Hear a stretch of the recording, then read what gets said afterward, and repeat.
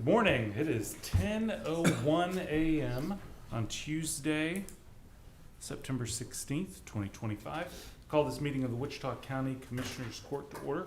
If everyone would please stand, Commissioner Watts will give our invocation. Pray with me, please.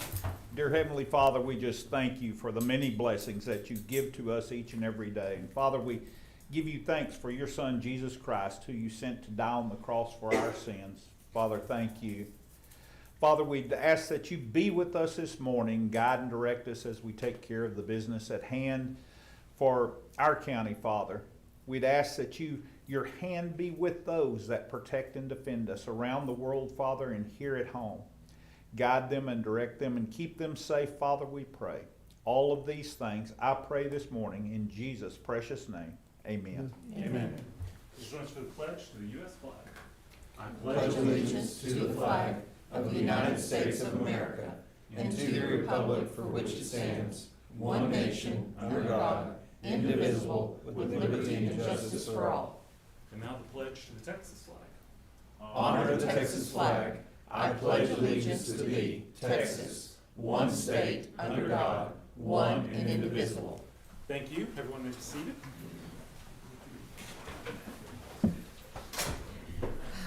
All right. We don't have any last minute presentations, I'm guessing? Okay. It is currently 10:02. We will open up for public comment. Remind everyone that comments must be limited to 5 minutes or less, and no action can be taken by the court on anything brought up during public comment. Do we have any public comments this morning? Judge, I'd just like to say that Mark and I attended our first committee meeting on homeless yesterday afternoon at the Travel Center. It was very good, and we made headway. We elected Steve Sparks to be our chairperson and Dr. Wilson our vice chair. And a lot of good ideals posed, and Dr. Wilson very passionate about health care for the homeless, as we discussed or heard several stories about ones being in the hospital and then released with no place to go or heal. I think that's going to be our immediate focus is that gap right there. Yeah. So I'm blessed to be on that committee. I think it's going to be good for our community overall. So Good. Excellent. Glad y'all already kicked off and running. That's good. Yep. I have another meeting tomorrow. No, Thursday. Thursday, a community-wide meeting. So anyone interested, it will be at the Transition Clinic on 3rd Street at 3 o'clock, 2 o'clock, 3 o'clock, 3 o'clock. Say that again, Mark. At Transition Clinic, right across the street, essentially from the health district. Oh, okay, gotcha. Okay. Do we have any other public comments this morning? All right. It is 10:04 and public comment is closed. We move along to the consent agenda. There are 8 items on that agenda. Do we have any questions or comments on any of the items on the consent agenda?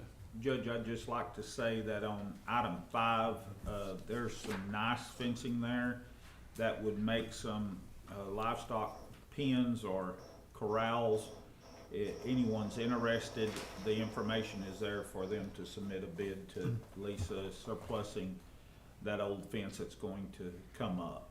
So that's fencing in the new area that we just. It's to allow for fencing in the new area. Okay. Yeah.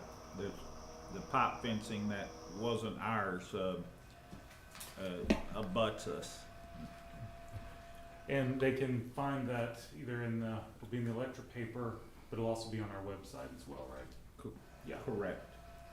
Motion. And they can just give a call to us here and reach out, and we can sure show it to anybody that's interested. Motion to approve consent. Second. All right, we have a motion by Commissioner Beecham, seconded by Commissioner Watts, to approve the consent agenda as shown. Do we have any questions or comments on the motion or any of the items on the consent agenda? All right, that motion's before us. All those in favor, please signify by saying aye. Aye. All opposed, same sign. Motion carries 3-0. General business item number 1, review and approve the regular bills for payment. Verify payroll taxes have been filed and authorize county treasurer to disperse payroll and or bills within 72 hours by U.S. mail, FedEx, UPS electronically, or be picked up and acknowledged by a ledger signature in the treasurer's office. Motion to approve. Second. We've got a motion by Commissioner Beecham, seconded by Commissioner Watts to approve bills for payment, verify payroll taxes have been filed, and authorize dispersal of payroll and or bills. Do we have any questions or comments on the motion or the item? All right, that motion's before us. All those in favor, please signify by saying aye. Aye. All opposed, same sign. Motion carries 3-0. Both of y'all have some water, because you're gonna have to do a lot of motion. All right, item number 2, discuss, consider, and or take action to approve and ratify the minutes of the September 9, 2025 regular session. So moved. Second. Just letting you get in on the Yeah. fun there, sir. We've got a motion by Commissioner Watts, seconded by Commissioner Beecham to approve and ratify the minutes of the September 9th, 2025 session. Have any questions or comments on the motion or the item?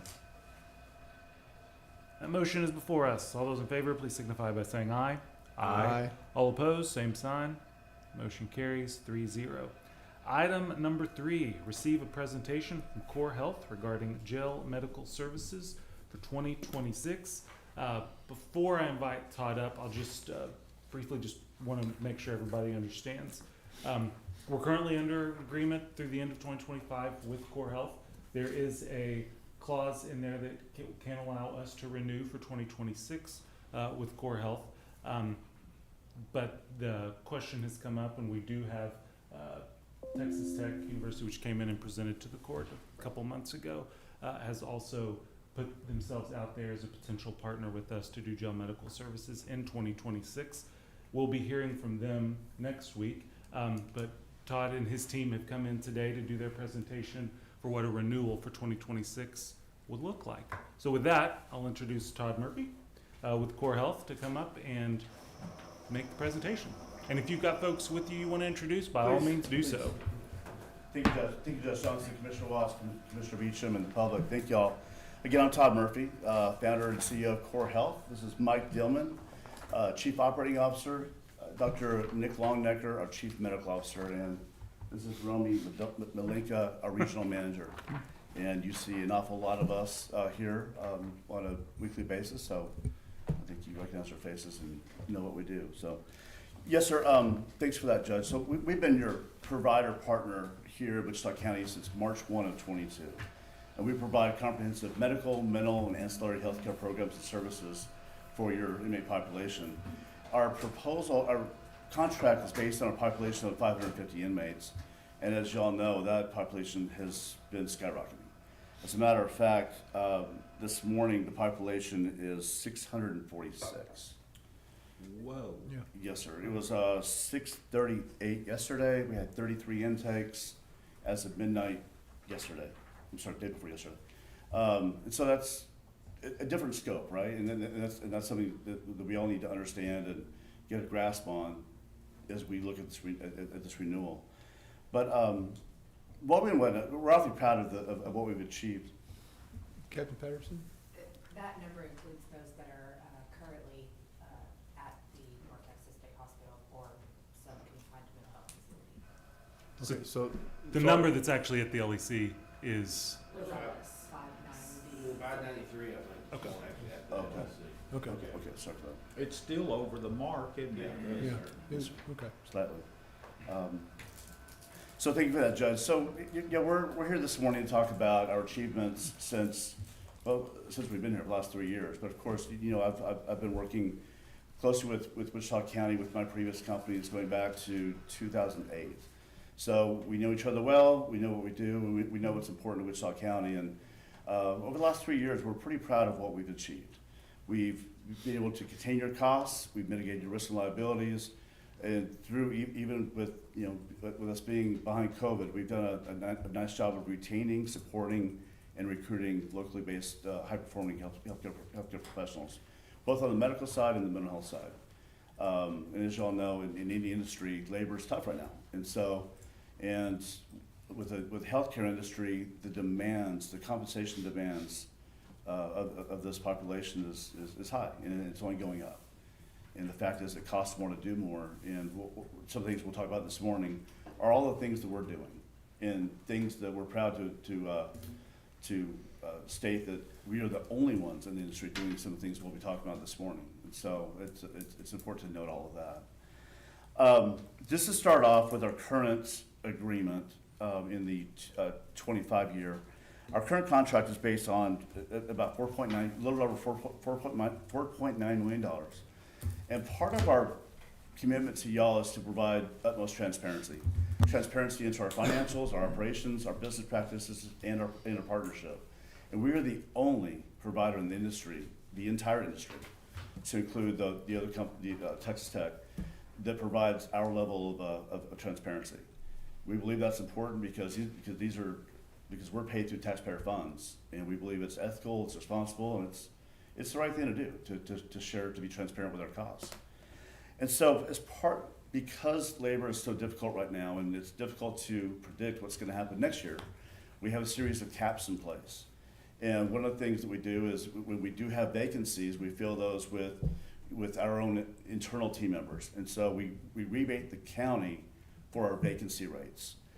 And so even though the contract is currently based at $4.9 million, we will be rebating, we're on target on pace to rebate approximately $150,000 to $200,000 at the end of this year as vacancy rebates. So it's important to understand that, and as I understand, we're the only ones in the industry doing that as well. Because again, we're here for a partnership, and we don't want to profit from vacancies or profit from having missed shifts or any of that. So as a matter of fact, over a 5-year term, at that same pace, we can rebate up to $1 million, $1 million taxpayer dollars over a 5-year term. So Dr. Longnecker is going to talk about our offsite transports, because we understand how important it is to maximize our onsite services and reduce those offsite commitments. Todd, can I interrupt for just a second and ask a question? I just want to make sure I understand, the court understands. It's a rebate for positions that are unfilled, Yes, correct? yes, okay. yes, sir. So it's okay. That's what I wanted to make sure I was understanding. Because when I was reading in your letter about that, I didn't understand what you were talking about with rebate. But now I Yes, do. sir. Okay. So our contract is, as you know, is based on $4.9+ million this Right. year in the 25-year. And then with our vacancy rebates, we will credit you or write you a check for that difference. Yeah. Which this year we're on pace to be $150,000 to $200,000 for this year. Okay. Thank you. Good morning, Commissioners, Judge. Good morning.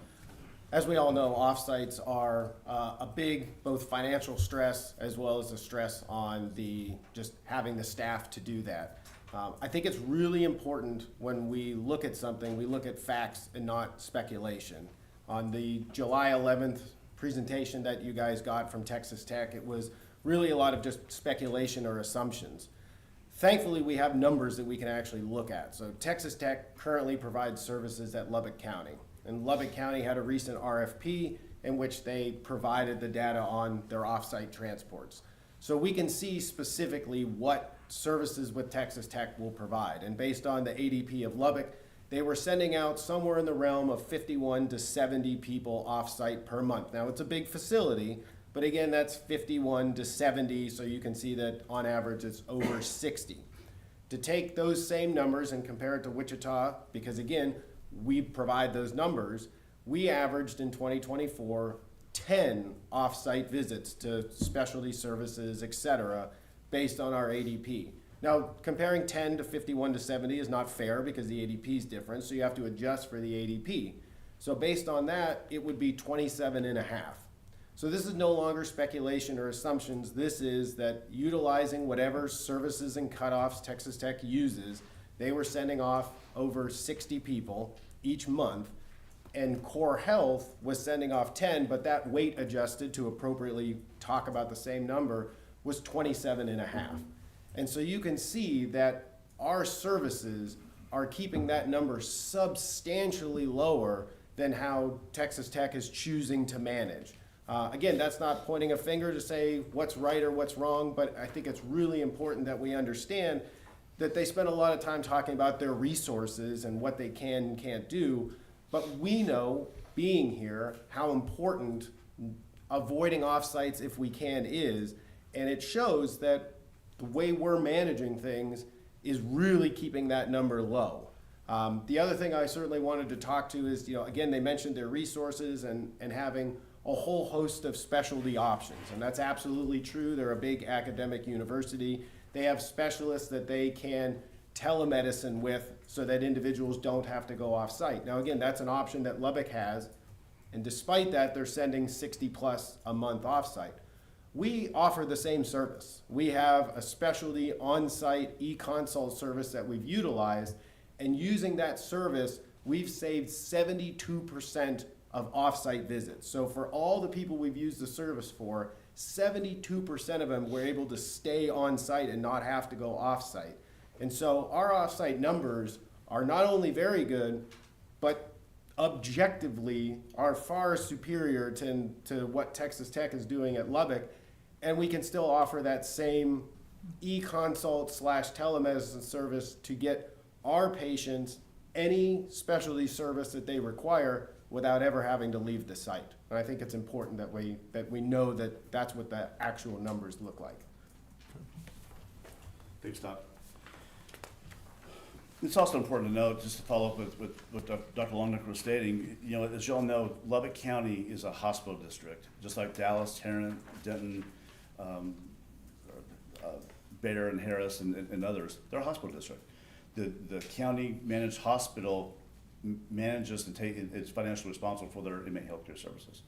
And so with that, they're still transporting all those out, even though it's being served and managed by a hospital.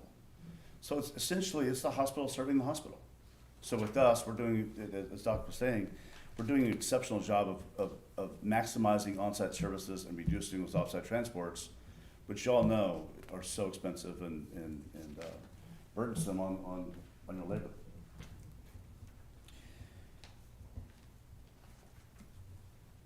So if you look at the pamphlet that I handed out, one thing, another service and program that we provide is off-site claims and utilization management services.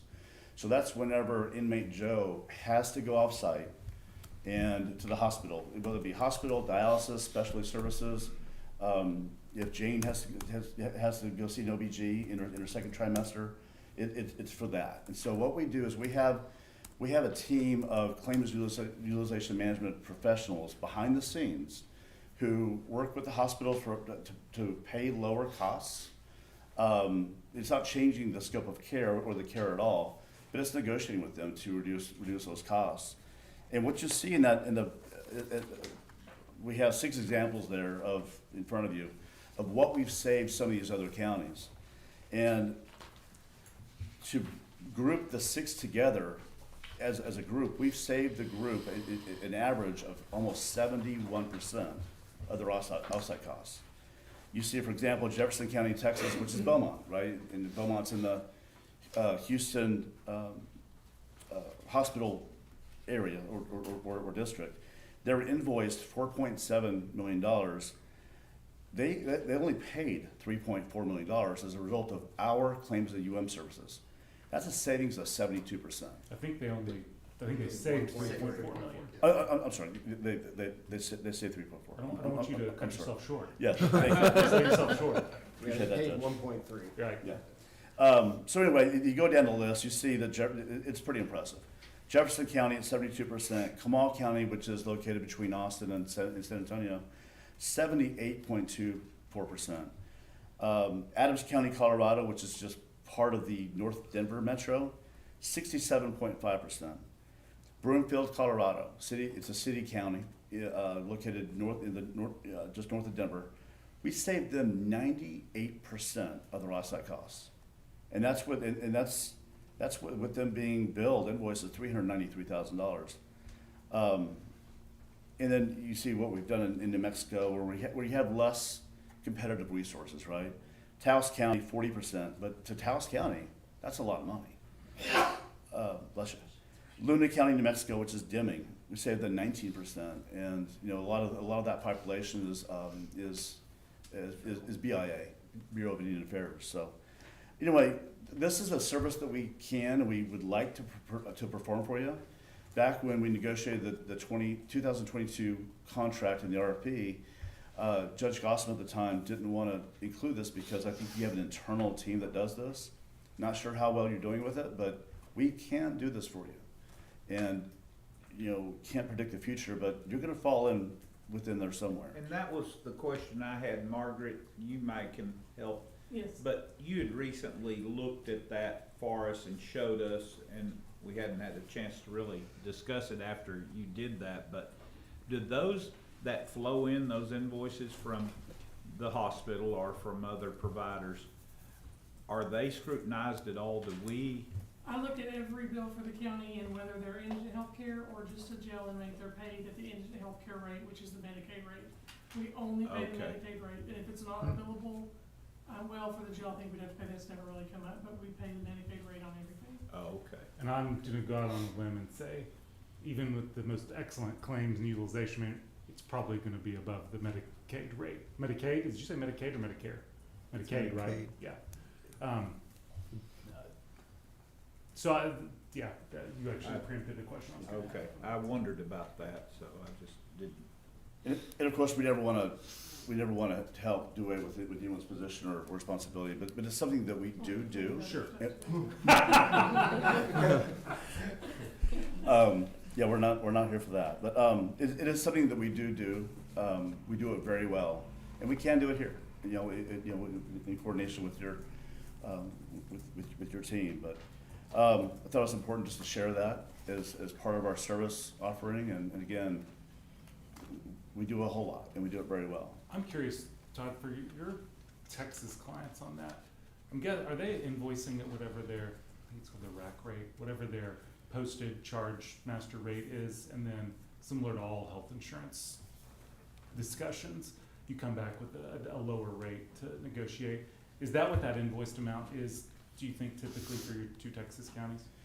So, depending on the provider, depending on the hospital, specialty provider, whatever it is, in a lot of cases, they negotiate with the county. If we serve your population, you will pay this. Okay. It's a negotiated rate, so it's different for every offsite resource, but it depends. Okay. But Mike's going to talk about how we support our local workforce. Good morning, Commissioners, Judge. Thank you for having us. So not only are we a partner with the jail as far as providing the inmate healthcare services, but we also partner with the community. And the way we've done this to help build a good, as Todd mentioned, a good workforce of quality individuals is to actually develop affiliate agreements with the local colleges and university here in Wichita Falls. We were successful in getting our first affiliate agreement with Vernon College earlier this year, of which we've had 126 nursing students through the jail. As a nurse myself, I can say that that's an invaluable experience in that correctional healthcare is one of the least understood avenues that medical individuals can go to. It's kind of shunned, it's talked about in the corners, nobody really wants to acknowledge that that's a true dedicated specialty field, and it really is. Correctional nursing, correctional medicine is a whole different animal. You have to have a little bit of critical care, a little bit of emergency medicine, a little bit of on the floor kind of experience. So giving those students that experience and those eyes into the jail really has helped develop some of them to actually become our employees, and we've actually recruited 4 individuals from that. Midwestern was a little bit slower to respond to us. We had some meetings. We sent them our affiliate agreement, and you know how legal works, and so that just took its time. And we finally did get an affiliate agreement with them. That's a bachelorette program, which is a great avenue for us also to show them that there is another avenue and all the leadership opportunities, because as a bachelor nurse, that's where you're kind of driving your vision towards. So we're happy to bring them in, hopefully either mid this semester or early next semester, and we'll just keep adding in more and more students into the jail, which gives them exposure. Some people really love it. As you can see, we've hired the 4. Some people are kind of like, well, it was great, but I don't think I'll ever work there, but that's fine. At least they know, right? And being able to commit to that, commitment to the community to show them that correctional healthcare is a viable career path, and that's what we are committed to do here at Core Health. So, just moving forward, another part that kind of really speaks to what we do that maybe goes unseen a lot of the time is our compliance standards. We have a compliance team that sits off site, and they're 100% dedicated to looking through just about every piece of documentation that they can get a hold of, reviewing it for accuracy, making sure that all of our I's are dotted and T's are crossed. And as you can see on the document that we handed out, we initiated that program in '23, so the number was kind of low. We only had 444 reviews at that point. Fast forward to 2025, we are now at 12,000 documentation checks in Wichita County files. So it's an astronomical number, and that's how committed we are to ensuring that everything that we do is right in line with the standards. As I know, Wichita's not an NCCAC accredited site, but we practice our policy and protocols through NCC accreditation kind of guidelines and focus. So that's why we ensure that we are doing this. From our understanding, nobody else is putting this kind of commitment into quality. We've heard some stories of other sites where they think this is, why would you do that? But we see the utmost value in it, and as you can see through how we take care of our patient population here, that really is reflective of our commitment to the care here in Wichita Falls. So, Yeah, what our documentation checks do is with our quality assurance services in the background, if we see an inaccuracy or a mess up with the documentation, they contact the HSA, and we do a coaching session to make, and we also fix the issue. But this documentation check process, quality assurance process, ensures that all of our team members are documenting in a consistent manner that meets our expectations, the standard Texas Commission on Jail Standards, National Commission on Correctional Healthcare. It ensures that our nurses are meeting the par, right, and exceeding that. This process has proven it has saved lives. And what we tell our team members almost every day is those patients that we're treating are somebody. It's my sister, it's your mom, it's your cousin, it's somebody, and we treat them with dignity and respect, and we provide a high standard of care. And so this program cannot be more important. We are the only provider in the industry doing this, and certainly doing it to this extent. And as y'all know, it costs more to do more, and this is doing so much more. It's saving lives, it's protecting your risk and liability, and again, going back to the 3 years we've been here, we haven't cost the county a penny in settlements or lawsuits. We're proud of that, and that doesn't happen by accident. It happens. That occurs with us having the right coverage levels, the right licensure, having checks and balances, and supporting them well and doing the right thing. And we're awfully proud of that.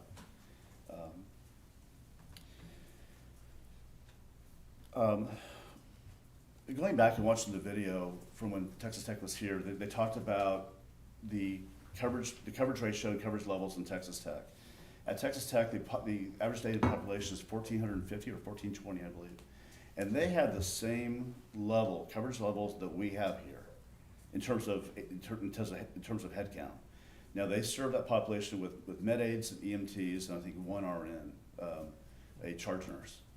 We have licensed personnel in there. We have registered nurses. We have licensed vocational nurses. We have EMTs, and we have charge nurses, and we have providers. We have a provider here 5 days a week with on-call 24/7. Now, while our head count, our numbers are almost equal, the licensure matters, because there's a lot that an RN can do that an LVN cannot do, or an EMT cannot do, or a med aide can't do. EMTs serve a purpose. They're trained on triage. Med aides serve a purpose. They're great with MedPass. But we need RNs, and we need LVNs, and we need a provider here on a stable, scheduled basis, and we're proud of that. So, sort of pigtail on that, it's a fact that the county's single largest risk and liability factor is us. It's inmate healthcare. It's, your risk lies here, and you guys have seen that over the years, right? And this is one area that you've got to understand, and you've got to take seriously, and you really can't skimp on. We have competitors out there who come in with lower prices, certainly, but their costs are much more, right? You're gonna see much more offsite transports. You'll see more grievances, more negative events such as deaths and bad things happening, and you'll quickly find out that those costs will overrun that low price. And again, these are somebody. We're talking about lives, and so we do what we do to protect the lives that are in this community. Something else they talked about in their presentation, they talked about telehealth or telepsych. And they talked in their presentation how their medical program is based on telepsych. Well, that's sort of where the industry is going, but we know through recent conversations with Captain Patterson and you, Judge Johnson, that y'all don't want telepsych. You want an on-site provider, and for various reasons. And you're not wrong with that. We love having an on-site provider. And so Dr. Rush came down. He did made some recruitment efforts here locally. We now have an on-site mental health provider, which I think is what y'all wanted. So again, it's important to understand the distinction between what they're presenting and what we are doing. So, and I believe that's still your desire, right? To have on-site?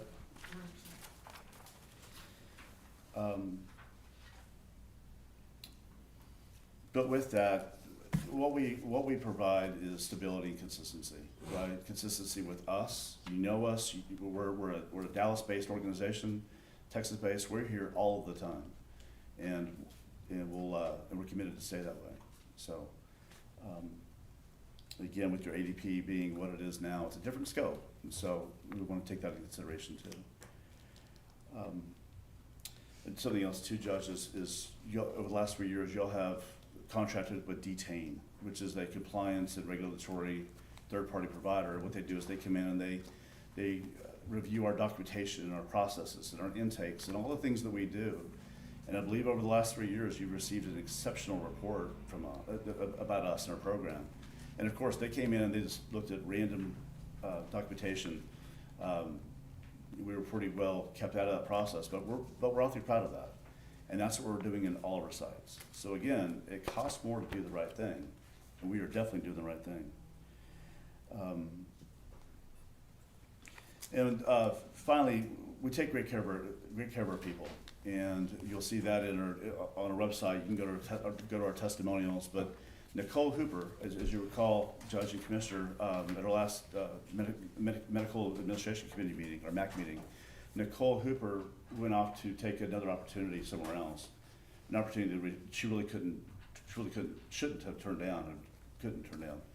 Well, it didn't turn out to be what she thought it was. So she's now coming back to us because she loves the way we treat her, the way we support her. So she's coming back. Bailey Gann, who's been here, I believe, since 2010 or 2012. She's exceptional at what she does. She's willing to come back contingent on the county keeping us. So we're awfully excited about that. A new HSA with Nicole coming back, serving her role, doing what she does, and also with Bailey. So our future is awfully bright. Then, of course, in the last page, you have Captain Patterson's testimonial, some statements that she made a year or so ago, basically saying that with us here, she's sleeping better than she ever has before. She sleeps better at night knowing that we're here. And again, we're awfully proud of that.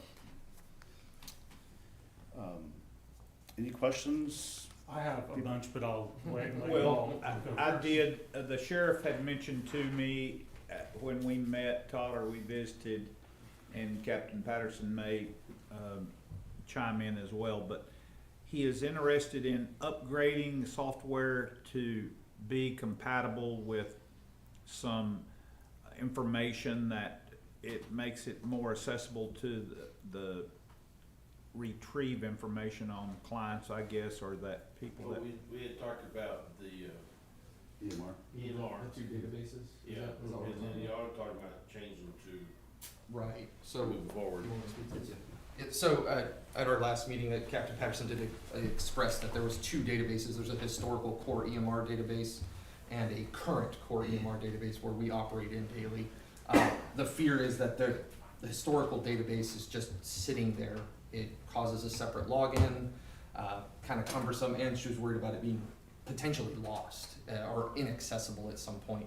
So I reached out to our vendor, Core EMR. Unfortunately, the way the platforms are set up, those databases cannot be merged. And I find that ineffective, but that's the answer I got. I reached out to our IT vendor, which is Liberty Tech, and they assured me that both databases are being backed up in the cloud every midnight. So if there's a corruption at some point, all we have to do is restore back to a midnight point, and we're able to get back in that. And I know Wichita County suffered a pretty severe ransomware attack, so it's a very genuine concern. What Sheriff was speaking to is part of our evolution of what we do. We've kind of outpaced Core EMR to a degree, and we want functionality in it that they cannot or will not deliver. So we've gone out on our own and done some investigating, and we have landed on a company called Sapphire. We're very excited with that. It's Dr. Longnecker and I are kind of helping build that with our team, and it's going to be it's going to take us to that next level, you know, as far as everything. What the great thing with Sapphire is going to be is we just need 2 feeds from each of those databases, and Sapphire will integrate it for us. So that solution does exist. It's just we got to go through an I was about to say, intermediary. we can build a nuclear reactor on the moon, but we can't make databases. Exactly. With a TI calculator, we can fly people there, but can't merge databases. But we do have that. We have addressed that. I've been in communication with the captain for that. So. So, I wanted to make sure on a couple of things that I was understanding the proposal correctly. The only change to the staffing matrix is an additional 10 hours for a psych NP. Everything else stays the same from the 2025 matrix. Is that correct? Yes, sir. Okay. Yes, sir. Yeah, we needed 10 more hours to cover the mental health Yeah. needs here. Okay. And all changes that we made from the second addendum, the staffing cap, everything that we talked about and worked on with that last year, all of that you're proposing to keep the same? Yes, sir. and move Yes, forward? Okay. Yes, sir. However, one thing we do need to monitor pretty closely is your ADP, because if your ADP continues to escalate, we do need to watch that. So that was gonna be my third question, which is the contract, I believe, the agreement is one that just says everyone's gonna get together if you have a sustained run above and try to figure out what actual costs are. Which is great, Right. until we disagree, and then how do we figure that out? So I was just wanted to ask y'all while you were here, we've had a sustained run above 550. I think the contract is 600 is the number that is sort of there. How would you foresee that happening? How would you want those conversations to develop if we were to go with you on 26 and those numbers stay where they are? I think the first thing that we do, and we're actually doing this now, is we talk with our team, right? We talk with our team about their load and about how well they're handling the load and all the things. This is a highly acute population. It's a sick population, right? And it's only getting sicker, right? Medical, mental health, all the things. And so our task lists are growing. We're maintaining with them, but they're growing. And just like we talked about before, you do more to handle a sicker population. So as long as our team is doing well with the load, then we're okay. But if there's a stress point somewhere, or if we're losing someone because they're overworked or overtasked, then we need to have a serious conversation. And Judge, you and I have worked closely before, and I love what we did before, just sitting down and having an honest, transparent conversation. So I think that's the next step, and I don't know that we're there yet in terms of. No, we're not task saturated yet, but we're highly tasked. If you look at our MAC meeting, we talk about how many nursing tasks they are, and that's for that transparency reason, is to let you know there becomes a point of criticality with all of that. Where that sits, I couldn't tell you the exact number, but it's when we go, and that's why we do so many site visits with our regional, myself, and Dr. Longnecker. It's what we're asking our staff, you know, how are you doing? How are you feeling? Can you manage your workload? Are we seeing a lot of tasks rolled over day after day after day? That's something we, you know, if we start to see that, then the question comes up, like, what's going on here? Is Either we've got a problem with personnel, or we've got people that right, yeah, you can't, get any right. more done. Okay. Yeah, burnout and team members leaving occurs when, one, you're overtasked and you're just burned out. You're working at 100% all the time, and no one can maintain that all the time. And two, whenever you can't maintain the compensation rates to competitive rates, and there's a lot of competition in the area, and so we've got to maintain those comp rates. Otherwise, we're going to lose people, and we can't afford to do that. Another question, Todd. I noticed and was pleasantly surprised. The renewal agreement, the rate y'all are proposing is just a 1% increase from the current one. It's a point, proposing a point this year. If you recall, we came in 22, we waived our CPI that year. So we're really taking the pants. And at some point, we're gonna have to make up. And so while we're proposing a point this year, we can still sit down and talk if you like, but at some point, we're gonna have to ramp, because at some point, we've gotta make that up. So we can either make it up incrementally over time. You know, we have 2 years left in the contract, 2 optional 1 years. Or I believe it'll cost more to do it at a higher scale later. So hopefully we can sit down, we can talk about coming in, not at the 5% level, below that, but do so over the next 2 years. Okay. That's my hope. Because we can't lose anyone. As a matter of fact, we have someone back there now who's been here in Wichita County, been with us here in Wichita County for several years. We love her. We love what she's doing. And she would be interested in the HSA position, but currently she's on our flex and travel team. Well, we come, you know, they travel and they're doing a lot, and we compensate them well. Well, we're not proposing enough to pay her what she's making now as her HSA. Gosh, we would love to have her, we would love for this decision to be tough on her. Okay. If that makes sense. It does.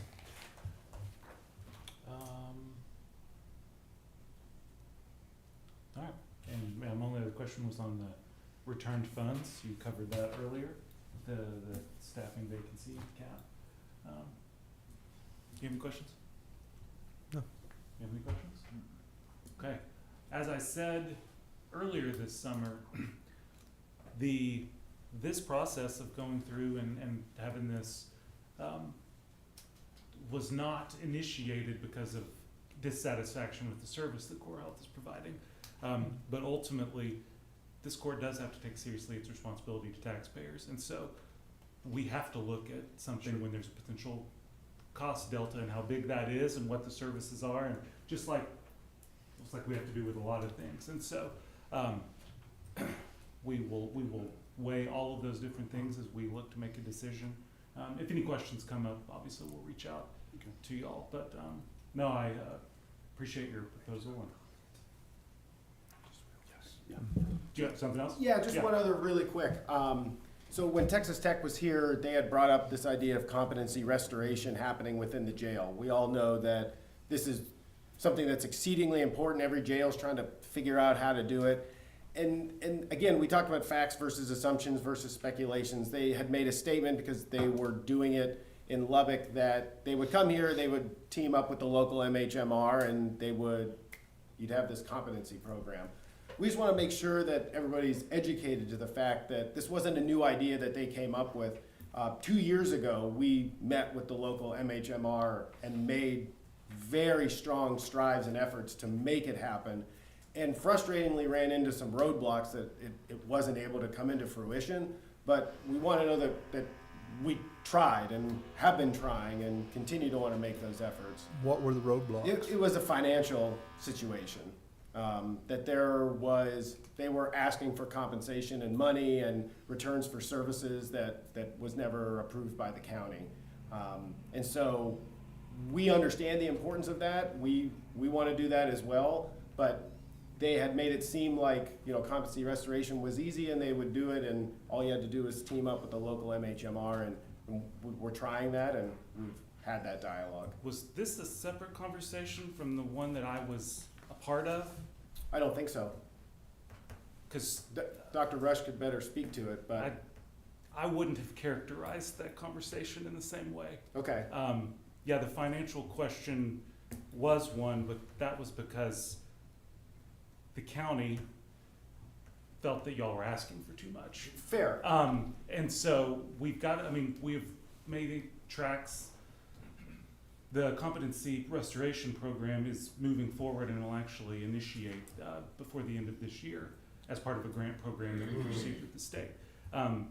So I just want to make sure that, yeah, the roadblocks were there, but there were more from our side with the financial Fair. ask rather than anything else, so. I think what happened there, you know, there's, the requirements for that program to be managed through through psychiatrists, and at least two of them, right? Yeah. And given this area, given the state hospital, there's not a line of psychiatrists going out this door or the state hospitals looking to get in. So there are few resources and a high demand, right? And so with that causes a high demand on compensation. So those that we reached out to and doing a compensation survey at the time, that's where those numbers came from. Yeah. And they were high, but it's because of the compensation in the area with the state hospital, and that's what it was. Sure, yeah, and partnerships matter, and ultimately, it's gotta be a win for everybody involved, and that one, we couldn't get there, so managed to go down a different path, and we'll see if we're happy with it or if we're not, Yeah. and it's one of those things. We'll be here, yeah. Okay, any other questions? Okay. Y'all been a good partner. so. Yeah, Thank you. Thank you very much. Commissioner. yeah, all right. Thank y'all. Thank y'all very much. Thank you. All right. Oh, any comments on this item? Judge, I would note that while we will receive a rebate, hopefully, for the salary portion of that for the staffing, we are currently over the pharmacy cap by about $4,500, and that deficit, based on current year projections, will be about $150,000 that we will owe to Core Health during Yeah. the rest of the year. Your numbers match mine on that. And a lot of that is, I went back and looked at those numbers. I don't think that has anything to do with Core Health's Yeah. management or on that. That's just, some of our inmates have had conditions where the pharmaceuticals are extremely expensive to the tune of $4,000 for one patient a month. So some of that's just out of our hands of what the inmates have when they come in. But that's a good note, Matt. Thanks for adding that. Okay, thank you all very much for making the trip and for the presentation, and Thank y'all. Court will be Thank you. doing something in probably the next couple of weeks. All right, any other comments on that item? Okay, item number 4 is open and take action as necessary on bids for the following properties owned by Wichita County. Do we have any? Yes, Judge. Thank y'all. Thank y'all.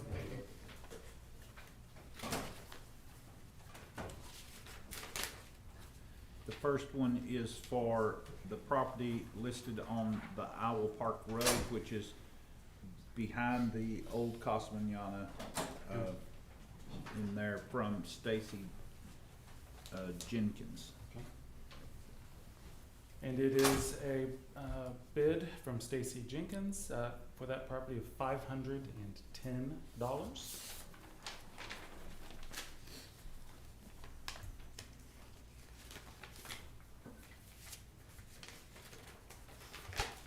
And the next property is for the MLK property. Okay. And that is a bid also from Stacy Jenkins for $510. Well, that certainly makes it easy. Do we have any other bids that are That's, responsive? that's it. Okay, Motion to take under advisement. okay. Do we have a second on that motion? Yeah, second. We've got a motion by Commissioner Beecham, seconded by Commissioner Watts to take these bids under advisement and put them on the agenda for action next week. Yes. All right, do we have any questions or comments on the motion or the item? Judge, Yes. could I say, and Tana's here, Tana, could you reach out on the property that we didn't receive a bid on to Justin Brom and ask him if he potentially could provide you with any information on a contact? There is a individual that has property on both sides of us. It sets in the tank farm. I can't remember the company that owns the tank farm, but it's in that parcel. But I was unable to find anything just by Googling the information. But if you could reach out for Justin on this too, that we could move ahead next week with something as well, if we could get it back to Morgan today. Yes, For- sir. For the farm market, 171 road. Correct. So wouldn't we want to wait until next week when we award these bids and reject any Yeah. bids for that one, and then make that concept, so that way we can rebid that one and get that, and open that process Yes, back I up for think that one? that'd be Okay. good. To keep us from having to hit the same time deadlines Right. that we would have, yeah. Yeah. We can do that. And on that too, Matt will know, did we receive some funds from TCG on other properties? We have, but I don't recall the last time we received funds. But Okay. it was recently, a But couple you weeks ago. have gotten some Yes, sir. recently? There's 2 properties that had sold, and that's why I wondered. Yes, sir. Any other questions or comments on that motion or that item? Okay, that motion's before us. All those in favor, please signify by saying aye. All opposed, same sign. Motion carries 3-0. The moment everyone has been waiting for. Item number 5, discuss, consider, and/or take action to set the holiday schedule for calendar year 2026. Commissioners, do you want me to read each of those items in the table, or? No, but you 3 of us here, we could really make a mess of things, so. You know, you're right. It is a holiday schedule that is identical to last year with 2025 with one exception. Everyone will be excited to see that Columbus Day holiday is back on the 2026 schedule. And the extra day around Christmas that was in the 2025 schedule has been removed. I did not expect to get so much, how should I put this? Interest in the changes to the holiday schedule in 2025. So, and we talked about it last year, why we did that. But you can see the table, and again, it's the same as 2025 with that one change. Do y'all have any suggestions on edits or changes that you'd like to see? Morgan, there was a instance, and Van, you know as well, we discussed an occurrence, and I can't remember what it was. But I just wanted to make sure I was pre-thinking what the occurrence happened the last schedule that we wished we had done differently, but I Oh, can't see it I here. think what you're referring, maybe, is so the judges got together and made their jury schedule before we had adopted last year's, and theirs had Columbus Day as a holiday. We ended up not adopting it, okay. and so it created a little bit of, had to go Okay. back and Okay. change it. I think that may Gotcha. be what you're thinking about. Gotcha. This year, we had some of those conversations ahead of time to see what their plans were. Okay. That may be what you're thinking of, and if it's not, and you think of something else, I mean. Well, no, that's good. I'll make the motion, we accept the schedule as presented. Second. We have a motion by Commissioner Watts, seconded by Commissioner Beecham to adopt the holiday schedule for calendar year 2026 as presented. Do we have any questions or comments on the motion or the item? All right, that motion's before us. All those in favor, please signify by saying aye. Aye. All opposed, same sign. Motion carries 3-0. Item number 6, discuss, consider, and/or take action to review and approve a quote for the construction of fencing around the Precinct 4 barn to be paid from Fund 409 with lines determined by the county auditor. Commissioner Watts? Yes, we've gotten, two proposals here. Commissioner Fincannon had helped, bring in a additional one that we were able to, add to the mix as well. It's not easy to get, professional fence services here in, our area, that just a lot of companies, not a lot of companies do that. So we were able to receive two proposals. Both are well-known fencing guys. I think the Damian Mount has worked for the sheriff's office as well as Kirk Wolf before. That's where he's done several things. A lot of fencing for us. Yeah, a lot of work at Precinct 4 as well, helped us with some issue there. We received another bid, a few $1,000s more from Kevin Francis at Park Fence. And Judge, it would be my recommendation that we move forward with a Damon Mount. Pro for- insulation. Yes. So I just wanna.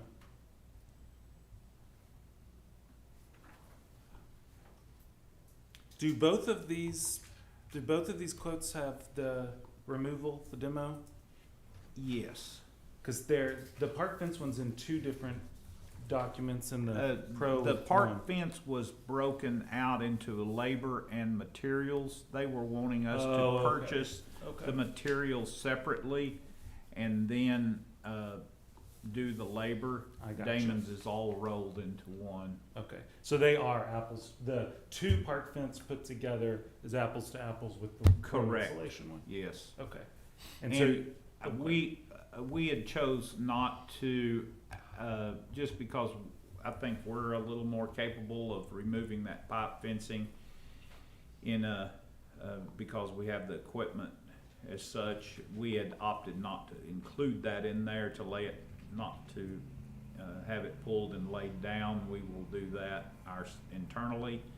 But there's two small sections of chain link that has to be rolled up that will load and deliver to Precinct 2. They were wanting to upgrade. Ours are clean fencing and they've got some damaged or rusting fence. well, and if I remember correctly, Commissioner, this is substantially less than the one we were looking at, which did have all Correct. of that. So, Yeah. just another example of trying to do the Oh, best yeah, with yeah. what we We've got. shaved Yeah. about 30,000 off of this. All right, so we had a motion by Commissioner Watts. Did you second it, Yeah. Commissioner Wichita? To select the pro insulation proposal and to approve that quote for an amount not to exceed $58,512 to be paid from Fund 409 with lines determined by the county auditor. Do you have any questions or comments on that motion or the item? All right, that motion is before us. All those in favor, please signify by saying aye. Aye. All opposed, same sign. Motion carries 3-0.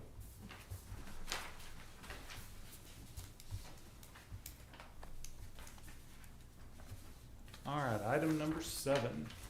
Receive update on courthouse renovations and county courthouse annexes. Commissioner Beecham. Well, I went out to the Iowa Park Annex yesterday, and I will say it's 100% complete. Now we need to schedule a final punch walk, and everything looks good. Everything's up and functioning. Restrooms are complete. They did that really fast, so they look nice. Awesome. Glad we took that extra step. Pleased with the overall outcome of the project, so we get it all cleaned up and ready, and we may have a grand opening kind of thing, so. Okay. That's great. The new JJAEP building that we're looking at purchasing, we did walk the property last week with a structural engineer. There were some questions that were brought up in the building inspection of a couple of items that looked out of place. Therefore, we hired a structural engineer to come in and give us a check on those. Found absolutely no concerns with the building. What was noted was original to the construction of the building. There was one item that, there was a strange beam that really didn't, it looked out of place, like it shouldn't have been there. It was determined that that was a beam that supported a cantilever awning that was once come out of the east side of the building. It's no longer a self-supporting awning. It has its own legs and everything, so that structure's no longer in use. Another problem that was noted was a metal column on the second floor that seemed out of place. It ties to a column below, a full concrete column, and also to the column above. It looks like at some point in that building's history, there was a remodel, and they lowered the size of the column by putting a metal column in so it wouldn't be as obtrusive in the middle of a room. So that's what it appears to. So absolutely no structural concerns. There's no other cracking or anything to be concerned about. The final problem that was brought up in our inspection was some spalling, rebar spalling on the foundation on the west side of the building. I believe it's a post-tension slab that the rebar came all the way out to the edge, and with it coming all the way out to the edge of the building, concrete just popped off, and we saw the rust spots leaving 5/8 inch holes at a regular interval. Plus, some of the rebar was spalled off from the, or concrete was spalled off from the rebar. That's a really easy fix that our staff can do in an hour or so and take care of all that. So not a big issue at all.